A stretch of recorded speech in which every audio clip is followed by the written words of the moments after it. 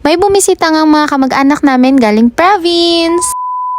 Ako lang ba na kapag may bumisita sa amin, lalo na kamag-anak, ay sobrang saya ko talaga. Pero teka lang, depende sa kamag-anak ha. Para naman ma-enjoy nila ang bakasyon nila, niyaya ko na agad silang mamasyal. Syempre, gala to, kaya masaya na naman ang Yana at Silo ko. Talaga naman, nakuha pang magpa-cute.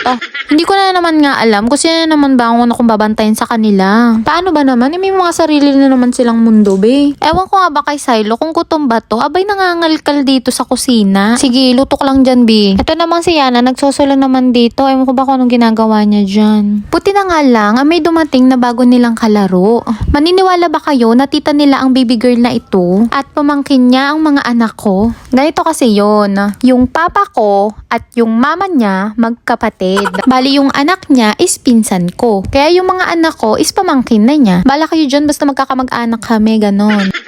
Next naman na pinuntahan namin, itong cute na sinasakyan na to, hindi ko alam kung anong mga tawag dito. Basta, nag-enjoy talaga sila ng bongga, lalo na tong Silo ko, nakapartner pa ng damit niya tong sinakyan niyang eto.